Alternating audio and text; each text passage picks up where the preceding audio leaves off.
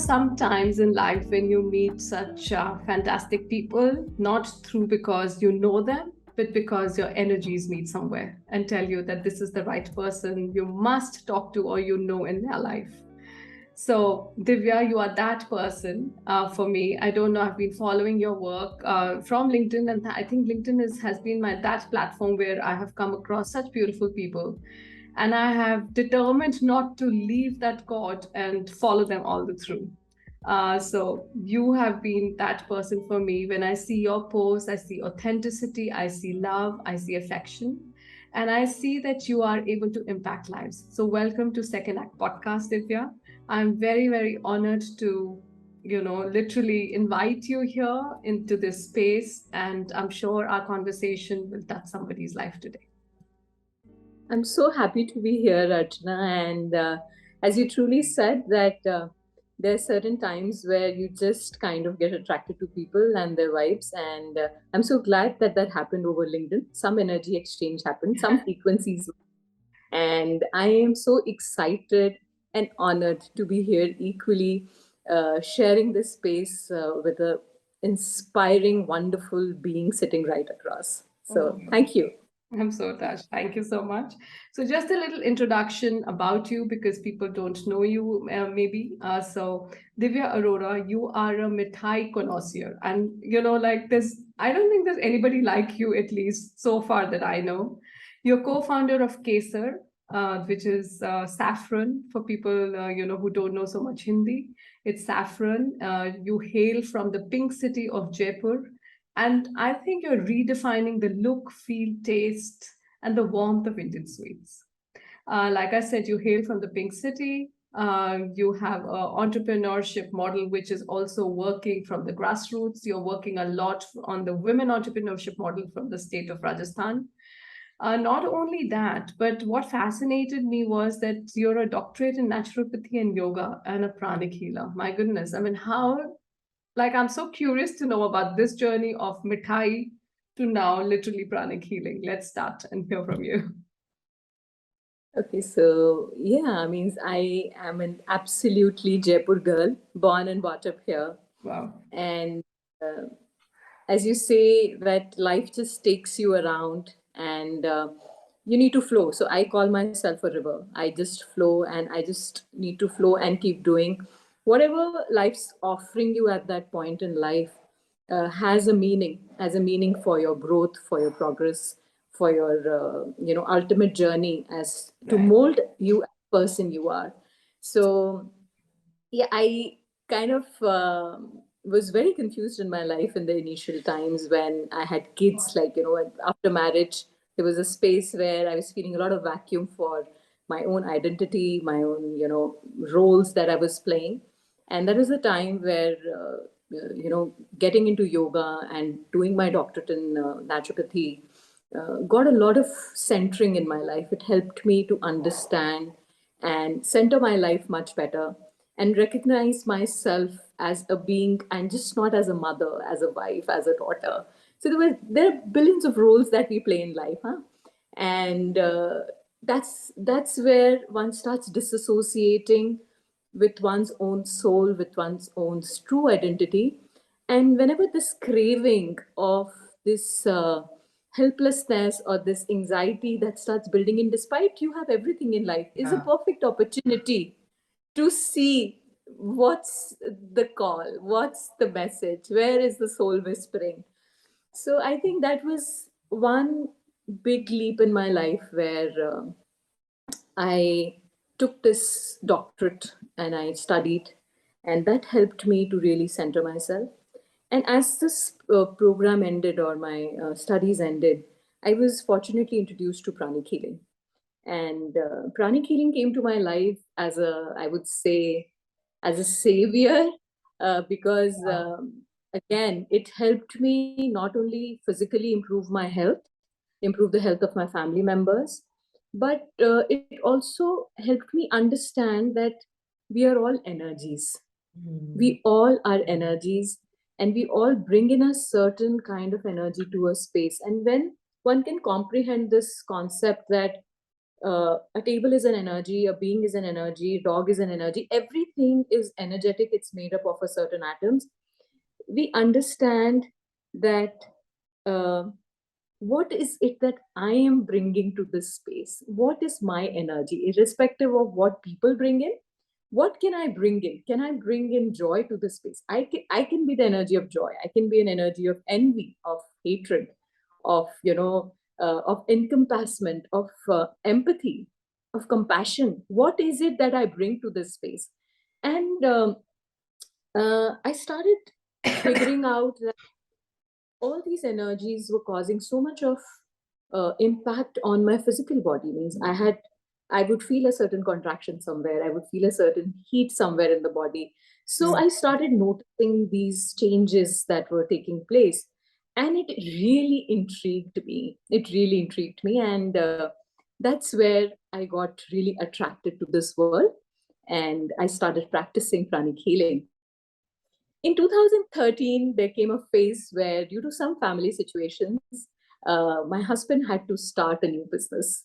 So he is basically a fourth generation food entrepreneur. So we have a restaurant in Jaipur that hails almost 67 years, goes back to 67 years. Wow. So Which is yeah, this? so he was, Which restaurant? yes, this is Surya Mahal restaurant in Jaipur. Okay. And it was started in 1954. And so he's like literally fourth generation. And due to some reasons, like, he had an opportunity to start something new. He was seeking his own journey of discovery. And there came a point where I felt that he was not verbal with it, but he was seeking my support. And there's nothing like having your family in business. I understand that because I've grown up in a environment where family businesses are so crucially played roles with. And Jaipur, you'll see, whether it's jewelers, whether it's restaurants, there's a legacy of people running businesses, generation after generation. And I now tell him that it must have been really brave for him to take a decision of co-founding a new organization with an absolute newcomer, because I had no background in culinary. No background means no background.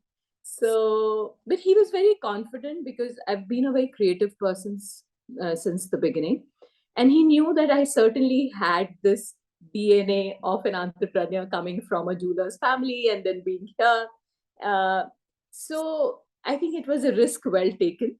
And when I joined, means like when we founded Kesar, the name was initiated by me because I felt that Kesar is an inseparable part of any Indian celebration. You just can't remove saffron from our celebrations. Even the smallest of puja will have a Kesar. Any mithai that is being made, any sweetness, anything of celebration has Kesar in it. So I think that's where the whole identity came, as that Kesar has to become an inseparable part of any celebration that would happen. So that was the theme behind it. And of course, means I started off with a lot of excitement and joy and enthusiasm. But I had never been an entrepreneur. I had never been on the field. I was very, comfortable living a homemaker's life for many years. I got married when I was 20, very young. So it was like somebody throwing you into the field without any armors, without any tools and gadgets. And you know it, that you have to deal with it and you have to work on it. But what kept me going, I think, was that one line that my mother had instilled in me, that you flow as a river. You flow as a river. You never stop. A river finds its ways. Wow. It may freeze for some time, but in a moment of freezing, it cracks the stones. It finds its way. It never stops. Because if you stop, then you're dead. Then you're dead. You're inviting algae and everything is going to eat you up. So that very thought just kept me going. And I said, no, I will, you've chosen me for this work, you will find ways to do it. So the whole intention, as you know, what pranic healing taught, or what my spiritual upbringing taught me, was that I am not the doer. I am just an instrument for this doing. If you've chosen me for this work, then you better get me the tools to do this work. Means I am offering myself with serendipity for this work. So uh, there have been miraculous incidents that I can, count and say that happened in my work life, which now when I reflect back don't look less than any miracles. But in those moments, I think I didn't realize, because magic happens when there's transformation. Magic is not something unreal, it is real, it is transforming.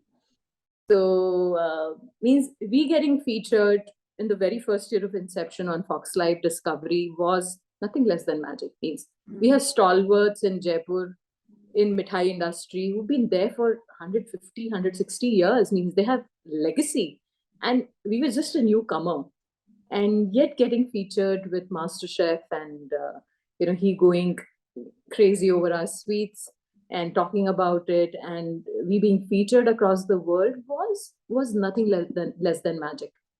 And I think that gave us a lot of confidence to understand that whatever work we are bringing to this space, to this arena, has a much bigger role to play than just offering mithais. So that whole concept of understanding that what is my work bringing in a larger way to the social sector, what is this work going to transform, helped us to bring in that divinity, that spiritual quotient, or that true purpose to our work.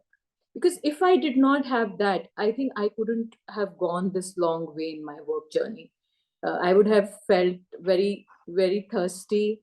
I would have felt uh, undernourished, because that true soul energy would have been missing in the work.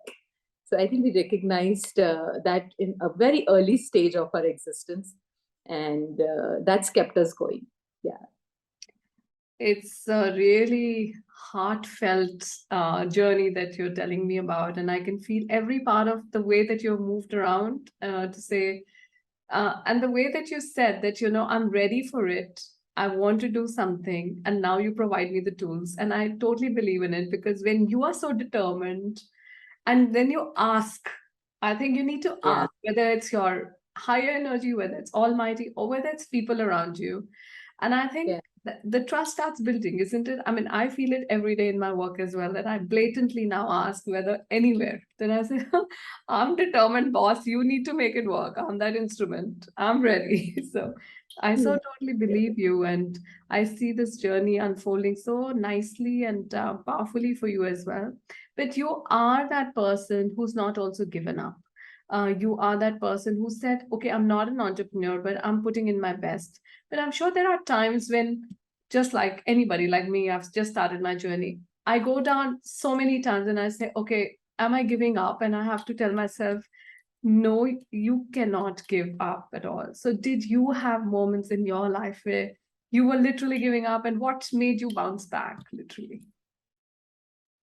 I think, as you said, we all have those moments, because what life sees is the success. It doesn't, it means all the failures that have gone behind. And I would not want to call them really failures, but, anything that hasn't worked well for me, Hmm. which has, got me down on my knees, which has got me all dirty, and that's got me like all bruised and wounded.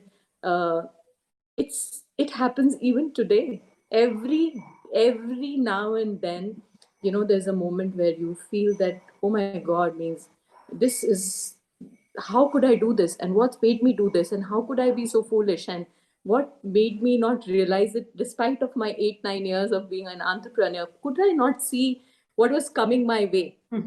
So one very good way to handle this is that I put them under a beautiful topic called learning costs.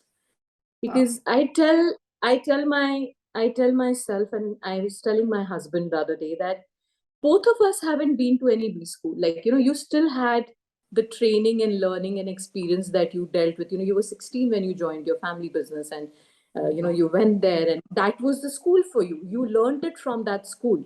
For me, there is no school. Means I haven't. I am coming to this school, so this is my learning. I haven't spent a crore of rupees that people spend now on their kids, or 2 crores, sending them out for learn. And they send them to schools to learn, to culinary schools, to all kind of B schools to learn entrepreneurship. I said, what's my school? My school is this field. It's this is this space. And I am going to make these set of mistakes. I have no tools to learn. My tools of learning is through doing, through Wow. action, through performance. And so I now very conveniently put all these things under the heading my learning cost. Okay, so I've saved you guys of sending me to a B school of 2 crore rupees for 4 years of study, and Yeah. I'm going to only make a mess of say 4 lakh or maybe 40 lakhs and not Yeah. That's a good way. and I'm also going to put not that. That helps. Sure. that is one thing. Means like this is obviously to make oneself feel comfortable, but other thing is that I've been very fortunate to have great mentors and great teachers and gurus Wow. in my life. Uh, uh, that's been a huge blessing for me. And whenever I have these low moments, I, absolutely without any shame, I just pick up the phone and I call them and say that, I'm going through this and I have done this. And this is a mess created by me, as everyone around is saying. How do I get out of this? Am I the only one who would have made this mistake? And as I speak with them, they have that wisdom. They have been on this path for so long, and they know it that you were bound to make this mistake, you were bound to take this step, and it's not a mistake you're looking at as a mistake, but this is a place for learning, this is a learning curve, you need to understand this. And that whole energy where you're being held, where you're just being held and you're being heard, is such a beautiful space, because in that moment you are not expecting any advice. It means like you just want to be heard. And when you get that space of deep listening, uh, I think the answers are already inside you. You know where you can rectify it, where your body, your being knows it has the wisdom for that correction. But just because of the social upgrooming and everything, we kind of we go down the rabbit hole, and we get ourselves into a zone where we feel so much of guilt and shame for doing and bringing that loss to the company, or maybe bringing that shameful act that has happened. Maybe the mithais went and they turned bad, and you feel it's all your fault and you should have been there. So it's you're taking the onus and responsibility for every action that has been performed, because we are groomed that way, we are groomed to be like that. So And I understand that I'm not going to be the savior. I put that savior thing banner down. I say, no, I'm not going to be the savior. मैं सबको बचाने वाली नहीं हूँ. मुझे पहले अपने आप को बचाना है. I'm going to very save nice. myself before I can really save anybody else, because I'm not going to be the messiah. I've played the role of a messiah for a very long time, and that kind of puts me at last. It Hmm. puts me at the where I am unable to see my own self. So, and that makes me believe that if I am going to be a messiah, if I'm going to put down my feelings and myself and my survival, in the end, I am going to be a good girl. So I'm not going to do that anymore, because I need help. And this is not a mess created by me. I don't take the blame and shame of it. Yes, I am responsible for my organization. And when I am able to detach myself from this emotion, is only when I'm heard, when I'm heard unbiasedly. So I have been blessed to have people around, uh, though there are only three of them, to be, who can hear me out in that moment. And when they're hearing, they're not only allowing that space as a vessel for absorption, but also a space for echoing. So then I can hear my own voice back filtered in a way. Wow. And that helps me to look into my own understanding of that situation and find a solution out of it. So instead of going into that rabbit hole, in some time I'm back and I say, no, I can maneuver it. Okay, I've done this mess, but I have the capacity to clean it up as well. I'm not going to put it on someone else and say, oh, tumhari galti hai, ye tumhara kaam hai. So I'm not going to get into a victimization mode, but I'll take onus of it and I will clear it. So very important thing, put a certain things under learning cost. And second, have mentors who can, resonate your voice, and who can actually, just by deep listening, help you to see the light inside you, that you're precious and this is not you, this is an act by you. So you are as a whole not a wrong person. This action has been wrong, but we associate it very differently. Yeah. तुम खराब नहीं हो, तुम्हारा ये action खराब है. So you rectify that. So I think that's what worked for me. Yeah. I think you've said such powerful things in, like, this whole conversation about providing that space, which is allowing ourselves to just be, providing that space where we hear our own voice, it echoes back and touches our own soul and say, okay, what am I hearing? What am I listening? What am I saying? The three actions that we do together. Again, what you said was that, that be that instrument of change yourself, because mentors are there to, I think, as a guiding light of, like, asking the right questions, basically, and the answers are coming from deep within us, and not holding ourselves responsible, which I think, वो तो हमारा धर्म से अधिकार है to say मैं ही ऐसी हूँ and मैंने ही किया है, हाँ मैं ही खराब हूँ. How these sentences just come up so naturally. And I don't know if it's an Indian DNA, but definitely it happens in this culture a lot. We are such a blame game for ourselves and for others also. We don't also, leave a moment to blame somebody else and be the victim. So I think so beautiful. But tell me, with no formal background on education, like you said, with no formal background on what you're doing right now, how did you really become so immersive? What is this journey like? Because also I feel that family plays a very important role. Your husband, you got married so young. Your husband, the social setup that you went in, did it allow you to become this? Did you have to fight your way through in the beginning? Because I see a lot of resistance sometimes, to say, your meditation. And when you behave in a certain way, nothing's helping. See, I mean, you are that person, you're still screaming. What's the point? So I'm just asking you that, was it easy for you? How did you become this person?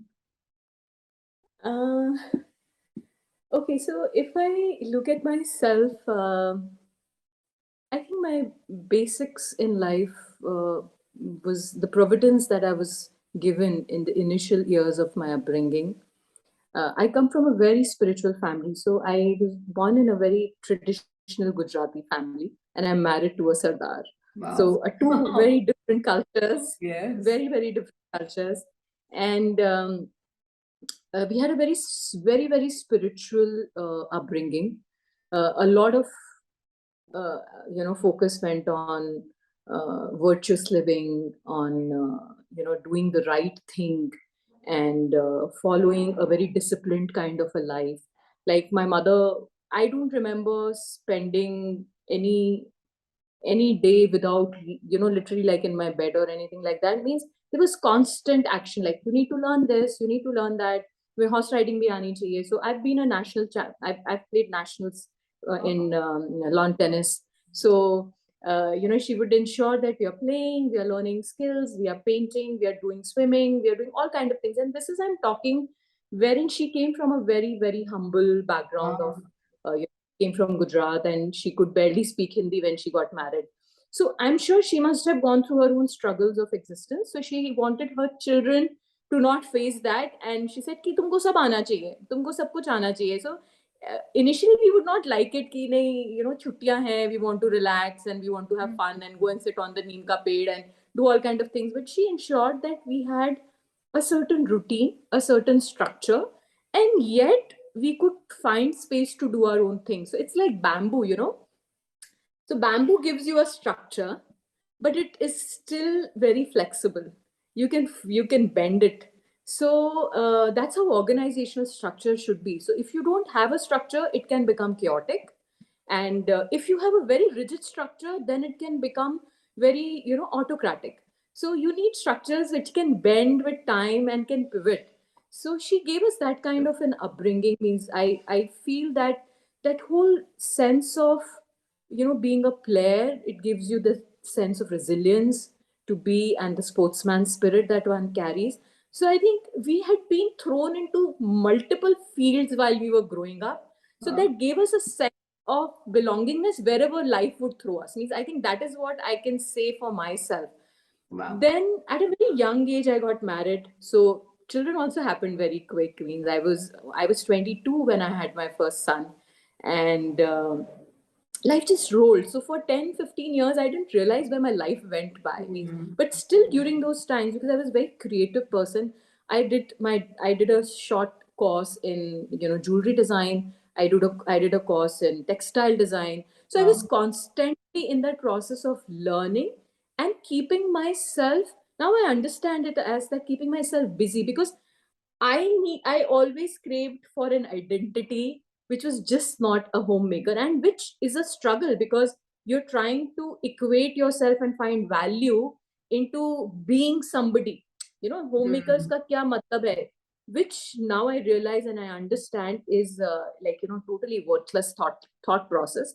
But I'm just very vulnerably sharing that this is what I kept doing in order to keep my ego satisfied, that Mm. मुझे कुछ करना है, मुझे कुछ करना है, मतलब I just can't sit at home and be a mom, Mm. and like that. So but simultaneously, I think what this process did was, it helped me creatively engaged. So Wow. my creative mind was constantly at process. Even when it came to, like, even when I was not involved directly in business, like my husband is into catering business as well. So I would curate menus, I would study international culinary, because we used to do a lot of caterings for international shoots that would happen in Jaipur, because Jaipur is a place for a lot of historic presence. So sometimes it's a Brazilian crew, and sometimes it's a crew from US, sometimes from the Europe. So they would require certain kind of food. So I would study their cuisine and I would curate menus. So I was involved.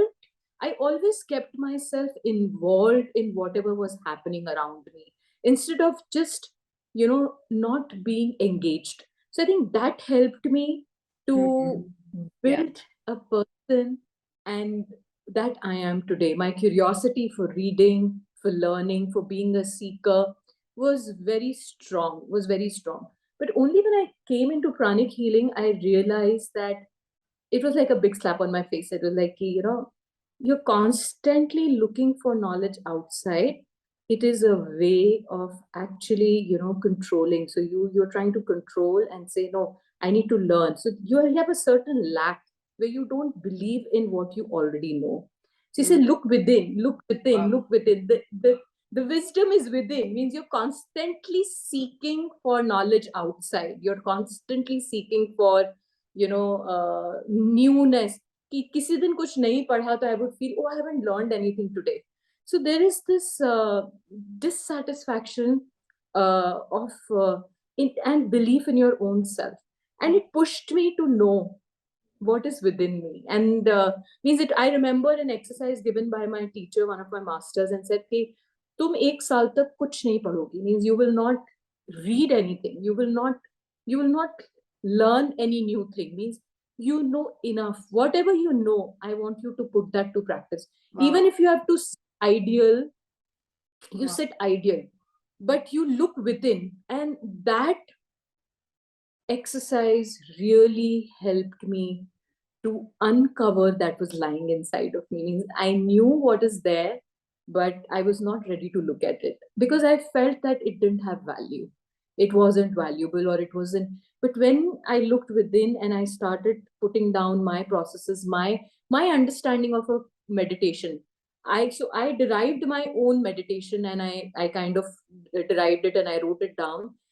But I kept looking for approval because it was unique. I didn't have any.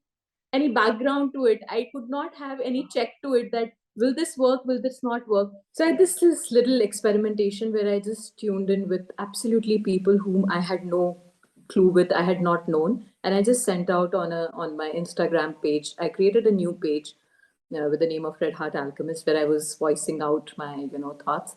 And I just sent out an invite for meditation. So I had initially 18 people attend this meditation, and the kind of responses I got from people was just mind blowing, and that helped me believe that that we all have our own uniqueness and our unique spark. We have our own strength and light.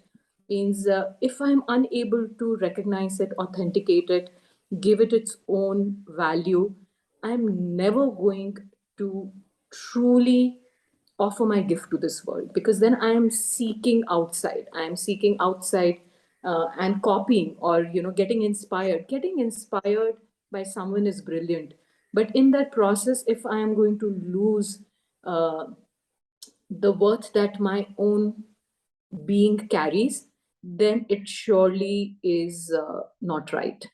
So that this whole exercise, I think, has been so brilliant in actually pulling me back to my life.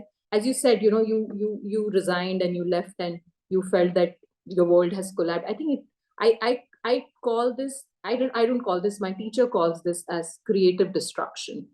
That in the moment of destruction is only when something can be created. Means you can't build a new building on a house that is already existing. Means you've got to collapse it, burn it down, tear it apart, and that's when you are ready, the ground is ready for something new to be formed. So this whole ripping off, stripping off exercise, where I was left with, I couldn't, like, I had literally, I could not read any new books. I was advised not to even read anything on Instagram, on media that could influence my thought process. So it was like stripping me off of whatever I had, knowledge I had. You So know, in that the was beginning, useful. yeah, I mean, in the beginning, you were saying that you needed to hear something probably that I had to do today. I think I needed to hear something so brilliant and so powerful like this today, because I think we are only seeking external validation all the time. We are, we are made to believe that we are those people who, how we are perceived, right? And how people think of us in a certain way. And we're always trying to be that. And yeah, I mean, amazing. Yeah.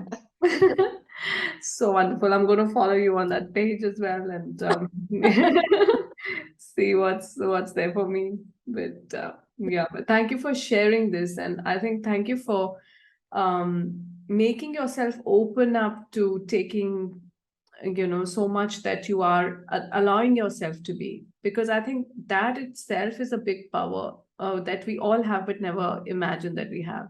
We stop ourselves, we always tell ourselves, oh ये मेरे लिए नहीं है, ये मैं नहीं कर सकती, ये मैं नहीं हूँ, या always like shut it down. And then when we say, okay, let everything come in, and I'm able to soak in and see what comes out of it, very few people have the tenacity. So Yeah. So yesterday, something happened, and I felt like a rejection. So there was some proposal that I was giving, and I just felt that it was as if somebody slammed door on my face, and you can sense it that this is happening. And then I realized that then obviously you have polarity in your mind. You have these two voices that talk, and I that. I think he's found me too much, or my proposal too much, like as if it's like too much for anybody to see a woman doing something like that, or the proposal could have felt like that to him. And then I said maybe I should have mellowed down, or offered something in a different way where it didn't feel too much to him. And then there was this voice that said that that it's not everybody's cup of tea to handle a queen. It's not, yeah. to handle a queen, because to handle a queen requires a lot of understanding. It requires courage, and you need to bow down. Means you're meeting the queen. So if you assume uh, if I believe that I'm the queen, then I don't feel that I was too much. I think I was absolutely right in my statement, in my power, in my offering. I think he was too pint sized to understand it. I think there was Wow. gallons that he was receiving, and it's nothing wrong with me. It's nothing wrong with me, but it takes a lot of understanding and removing those prejudices and conditioning to be able to come into this framework. Means I was a very meek, a very naive, behind the bush kind of a girl till few years back. Means I would never step up. If any customer shouted, I would find a cover and I wanted to hide and never face him or her. Means I was very confident in my creative work, sit in my cabin, design, draw, create, design suites and do my marketing thing and this and that. But when it came to facing people, I think I ran. I could never do that. Wow. But it was the immense support of my husband that helped me to stand by myself, because he said that you are the woman who is leading this. You are the woman in this space, and irrespective of whatever your gender or whatever, people cannot take you lightly. They cannot. Whether it was staff, whether it was customers, vendors. So he would throw things at me and say, "नहीं, ये तुम ही करोगी, ये तुम ही को करना है, मैं खड़ा हूँ तुम्हारे साथ, but तुम ही करोगी," मतलब like that. And he's kind of got that iron inside me, or made me realize that this iron inside me exists. Means I can stand. And I would give means a lot of credit to my partner for having that faith in me, and also recognizing that she has her own strengths and I able to understand that, oh, my man has these strengths. So once we understand as partners, so in business or in relationships, where we are very clear that, okay, this is my strength, and I am very clear that, oh, listen, boss, I cannot deal with this is not my area. You're making it very clear since the beginning. Means truth and honesty in your strengths, in your deliverables is so clear that there is no false expectation. And then once ready to stand by each other, knowing that, oh, this is not her field, so she will need my support, and I know, oh, this is not his field, he will need my standing by. And that is a very beautiful chemistry, that whole sense of yin and yang coming together. And Wow. it's just not necessary that this yin and yang needs to be man and woman. The yin and yang exists inside of us. We need to find this balance someday. Means some days I'm growling like a lioness, and some days I'm as quiet as a cat. Means it needs to be understood what is the requirement in that moment. Is the situation requiring me to be Kali? I'll be Kali. Means I'm not going to get back. Is it requiring me to be this quiet goddess? I will sit like a quiet goddess.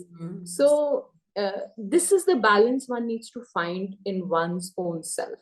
And I think my husband helped me to find that balance a lot. So nice. So nice. I think, yes, the husbands are very instrumental. Like I was telling you, Second Act and Pedal On, both of these are literally thrown at me, thanks to my husband. Says, you get ready for your second act. What are you doing, So I think somewhere we need to be instruments to each other, definitely. And I'm sure that we are all the time, but neither they give us that credit of standing where they are, nor we take that credit. I'm just a nice wife, So I think it's also like we are giving that credit to them. So I think they should be lucky people out there. But thank you Absolutely. for also bringing that up. Um, Yeah. this podcast was started because I wanted a lot of inspiration to come for people who are hearing us, because there are times in our lives when we just don't know where to begin or how to begin, or do I have it in me? And I think the powerful stories of people who have come out are so amazing that sometimes I feel I should wrap this up, and people say, oh, devote your time to make something else. So I said that I really don't want to, because I don't know what's coming out of it, but I'm connecting to such beautiful people and to such beautiful second acts. So my question to you is, what is your second act? Or is this something that you are able to put up, like, are you able to describe already, or are you still in the process of? So it's really what you comprehend out of the word. So what is your second act? Um, I think for me, when I read your statement of the second act, it was the very first thing that struck me was is it really the second act, or is it my true act? So for me, more than the second act, it is my true act, my true action, my true act, my Hmm. purpose of being. And we I think why this whole word that has come up is that it takes a lot of time for us to discover that this act is our true act. Hmm. And we've been playing a certain act, and that's why it's called the first act, and this becomes the second act. So that was my understanding of the whole concept of second act. uh, I think when I look back at my life now, Hmm. I realize that as a child, the only thing that gave me joy was seeing people happy. If Wow. people around me were happy, I was a happy child. Means whether it was uh, through my performance, whether it was through my just being around them, it was labeled as like, okay, if I had great marks, it brought a smile to my parents' face. If I was performing in a certain way, it got smile to my parents' face. Yeah. Yeah. So, yeah, in between these years of growing, I think the whole concept of making people happy around me could have been screwed at certain points of time. Hmm. But as a child, what made me happy was seeing people happy around me. Nice. And when Kesar happened, I think what I could see was that people would come to us in their joyous moments. Like our offerings, our sweets would bring smile and bring joy to a certain celebration. So in a way, I was able to fulfill that aspect of me, that through this act, through this role of being an entrepreneur, I was bringing joy. Through this offering, I was bringing joy. Uh, but I need to go deeper in this level. I need to go much deeper and dig deeper into this. And I've been very, very, very fortunate that I happened to join this program called the Purpose Discovery Program in 2020. Hmm. Similar time you Mhm. went for Oh, wow. March, I took up this program. And for almost 18 months, I was under a guide, and she's a Harvard grad pass out. And this whole program helped me discover what truly brings joy to me and what is my true gift and offering. Hmm. And in a very poetic way, if I have to put it across, it is that my role or my gift is to ignite the sleeping embers in the hearts of people who are able to see their true light and bring life to their life.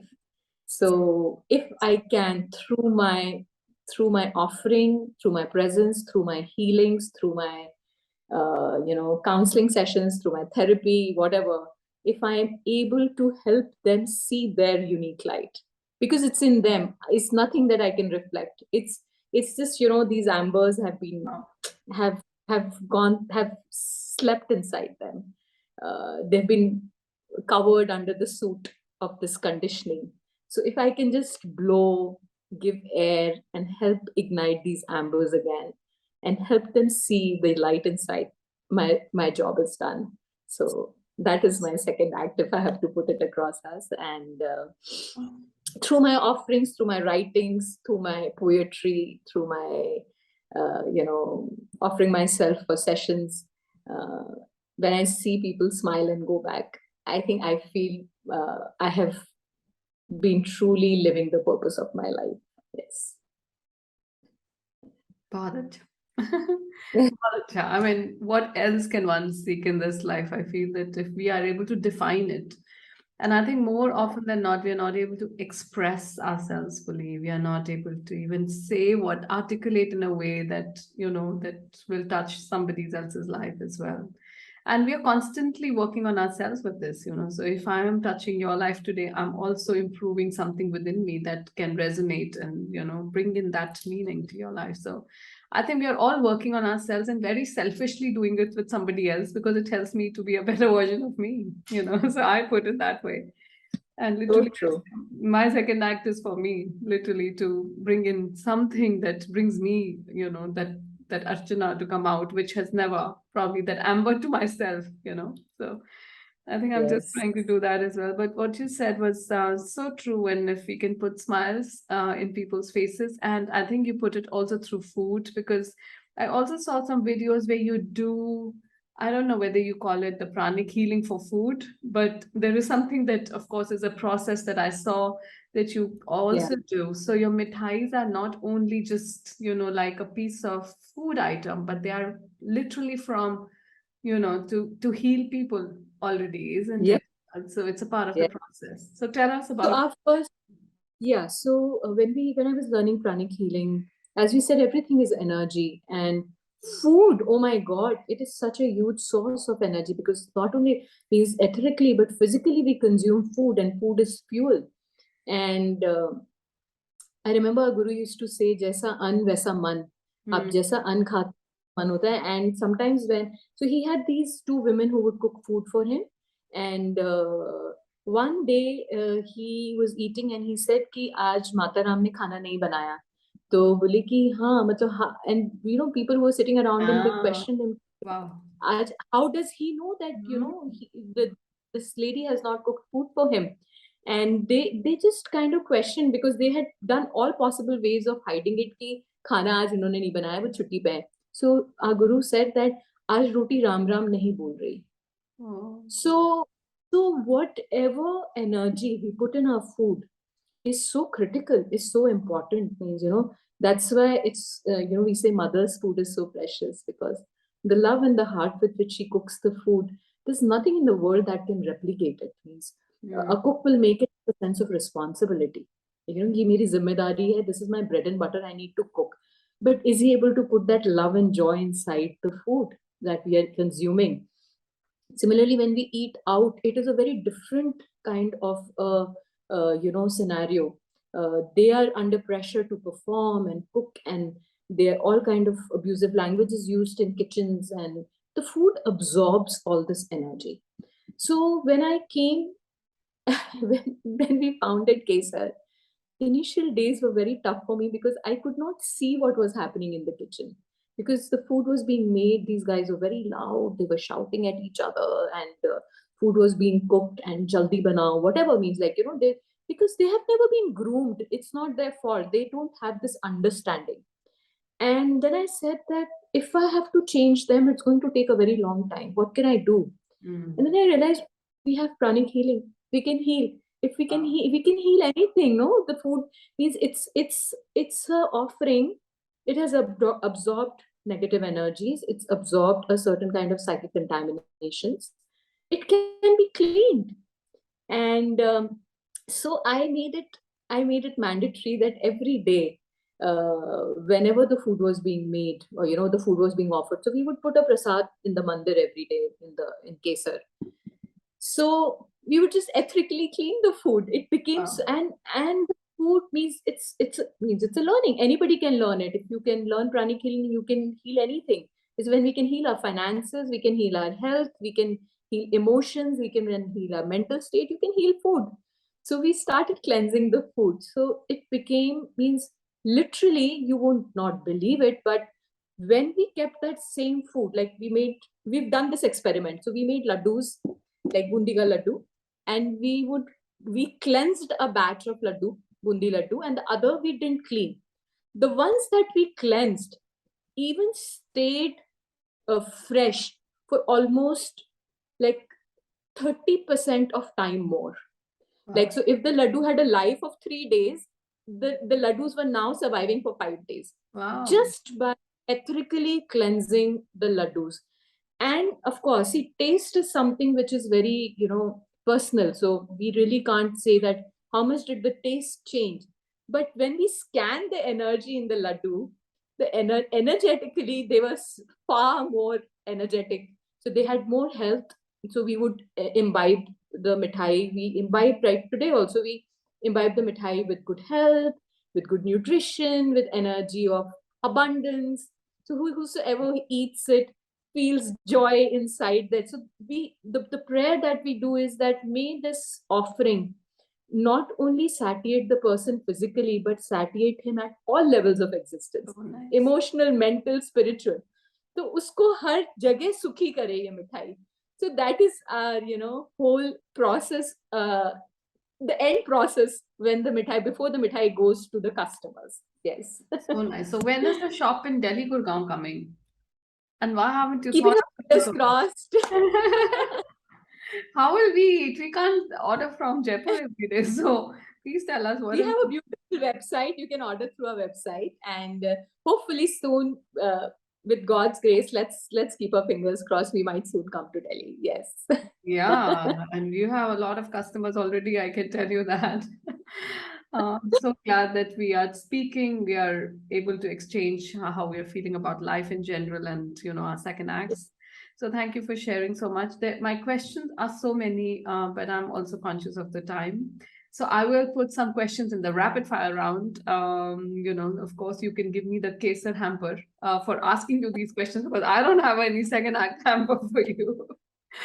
Anyways, so the first question is, if there's something that you want to tell women of today, what is that from your life experience? Um, oh, you have it in you. Everything is in you. Just feel the goddess that you are. Don't let anyone believe that you're anything less than it. Yes. Beautiful. If you were yourself a mithai, which one and why? Okay, so I would definitely be kheer, something to do with milk, because that is so pious. It comes from cow, and she's a beloved being of Lord Krishna. So I would definitely want to be something to do with milk, and I think kheer would be a very beautiful offering. Yes. Beautiful. So there's one thing that you love about yourself. What's that? Um, I love my sense of curiosity. I love my sense of innocence and believing that people around me are honest and great. I just trust that humanity is great. I think that is my biggest strength, and I love it. In the next 10 years of your life, what is that something that you would really want to do? Um, I think I'm already living what I want my last, act to be like. I'm already living that. I think it would be, if I have to still say it, it would be like to have a space where people can truly be themselves. Is able to create a space where people can truly be themselves, and not need to act or wear a mask. So I think I would want to be in that space, created that space, or be able to transform the space around me to help people live that way. Yeah. So nice. Okay, so my last question to you is that if there was something that you could bring through your healing, or just pacify something, what is healing required in most cases, according to you, for people? Uh, it's been an eye opener for me as well, because in these, I think pandemic has kind of blown the cover off, I sense. Yeah. And what's coming up now, what the kind of cases that are coming up now mostly are relationship challenges. Whether it's between couples, it's between parents and children, it's between peers, professionally amongst colleagues. The whole connection that this humanity has somewhere, is gone. Mhm. It's gone. It's lost its light. Means it's diffused in a way, and that really brings a lot of pain to me, because I feel humans have this innate capacity to connect. Our auras are so beautiful in a way that they just connect with everything around. And when I see people grieving and their relationships in mess and very, very difficult spaces, uh, it really breaks my heart. And most of the time, I realize that the only thing that they need is unconditional love and unconditional acceptance. Whatever side you listen to, is they have this whole feeling of being unheard. कि मुझे किसी ने नहीं सुना, मेरी किसी ने नहीं सुनी, मुझे किसी ने नहीं समझा. And Yeah, it's very painful. true. So if I have really send healing, and it's very simple, because once one is heard and once one feels accepted and acknowledged, I think most of the challenges get over, because it's not between humans and humans. Actually, it's not about my action or your action. It's about not about somebody else's, but it's about me not being acknowledged, my being not being acknowledged, my presence not being of importance. Everybody wants to feel important. Everybody wants to feel loved and accepted and acknowledged. So if I have to literally send healings or prayers, I just pray that this connectedness, these frequencies, these wires between all of us that we maintain, knowingly and unknowingly, may they be may they be through the heart. May they be through the heart, and may the heart expand and our energies expand from here and not from here. Because, what is most important is invisible to the eyes. It cannot see it. It is visible to the heart. So I wish and I pray that this whole heart energy becomes more stronger in the years to come on the planet Earth, so that we all can be more loving and more glowing beings. Yes.